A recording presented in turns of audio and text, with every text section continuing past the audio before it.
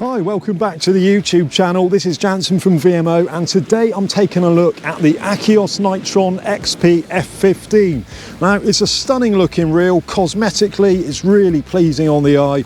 Lovely blue handle, blue spool, and this kind of carbon weave finish on the main body of the reel itself. It's certainly a very attractive reel, but before we get into the technicalities, there's only one thing to do when you first take a reel out of the box: put some line and a shock leader on it and give it a damn good cast. Now, I'm never going to profess to be a tournament caster, but luckily I know a guy who can put a lead a very long way, and he needs no introduction.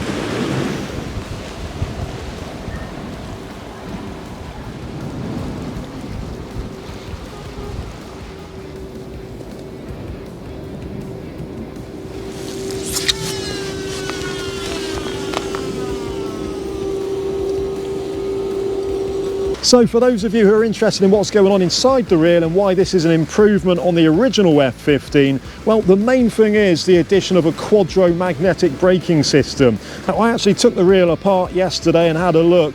The mag adjustment, as I said before, it's almost infinite. You can just keep turning and turning, and you've got a couple of small magnets in a half moon which pull out away from the spool. And obviously if you screw the dial up, that goes into the spool to give you increased magnetic braking. The drag system has also been increased. I think there's a maximum drag now of 32 pounds.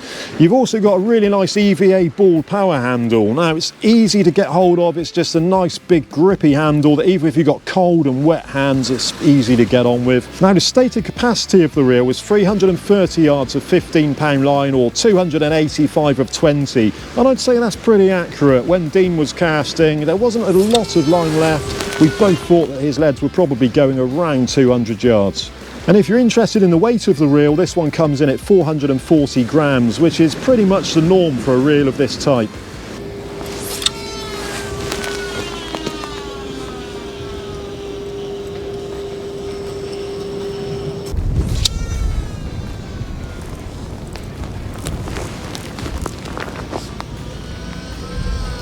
So Dean, we've had a good look at this reel this morning and we've had a few casts with it. What's your initial impressions? Very impressed.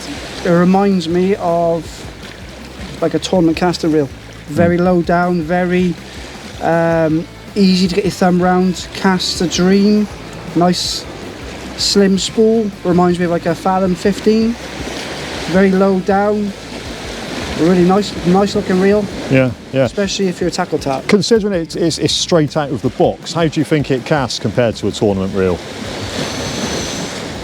I don't think nothing compares to a tournament reel, but it's up there with, you know, it's to the untrained tournament caster, you would think this was a tournament reel. It's that good. Really smooth, very quiet. No vibrations, cast an absolute dream. I mean, I actually took it out of the box yesterday to have a little look inside, and it is full of factory grease. So I'm really surprised that you say that. You know, I was expecting the thing to be running really slow, but we started off the mags on, backed it off by about 6 clicks. Yeah, about 6. I think I got to about 8. And it just started lifting off, didn't it? Just started to lift off, but really nice looking reel. So there you go, straight out of the box. You know, we basically clicked back by 6 and it's running nice, but Dean was feeling it was a little bit slow, so we kept creeping it back and the line was just starting to lift at around sort of 9 or 10 clicks thereabouts. But yeah, certainly a great reel for distance casting.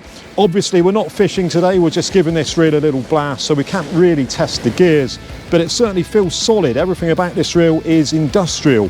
I would say it was a kind of an off-roading reel. You wouldn't want to take a Ferrari off-road, you'd probably take a 4x4 off-road, and it would do the job, and that's exactly what this reel is, a reel for a job. So having had a few casts with it then, Dean, would you use it over the rough ground? Do you think it's up for that? Yeah, I would, I definitely would. It reminds me of a Fathom 15 type spool, so if you're going to use 20-pound line, I don't know how many ends you would lose before you had to change a reel other than go to like a 30 size. But I would definitely use it over the rough ground. Really nice reel. I might get myself a pair. You would. So in terms of line capacity, first thing this morning I actually loaded the reel up, I tied on a shock leader and I ran into a little problem straight away. The leader knot was actually catching on the cage of the reel, so Probably my own fault. I do like to really fill reels up because I find that after a few casts the line starts to bed down anyway. But I stripped off about sort of 15 or 20 metres I expect, retied the leader, and it was absolutely fine, but one to bear in mind anyway. So the mag knob seems to go on forever, doesn't it? You untwist it and it just turns and turns and turns and turns. Did you count? I lost count. I can't count over 30. Yeah. But it's you know, there is infinite adjustment on this thing, or nigh on infinite adjustment. Like I say, we got it back to about 10. Certainly for fishing conditions with a bait and a clip down trace, if you're going into a headwind, you wouldn't want to go much more than that, would you? No, but you have to take into consideration that if you was to strip the grease out of this reel, even though we're getting just enough lift between 8 and 10 clicks, if you were to clean the grease and the bearings, you wouldn't be getting 8 to 10 clicks. It'd be a lot less than that. Sort of 4 or 6 kind of thing. Yeah, so we've both had a good cast with this reel and it seems to be performing really well. Makes a lovely noise when you cast it as well, and that's always a good sign. Yeah, so the leads were going out. Probably wasn't getting quite as far as Dean was. As I say, I'm no tournament caster. I'm never going to profess to be. I've got a simple fishing cast and I get by on it. But the leads are going out there. Yeah, it's a great reel. Let's have a look at the rest of it. So one thing we did notice when we were winding in, we did sort of question the retrieve. I think it's actually marked as 6.1 to 1, but Dean was sort of questioning whether that was true.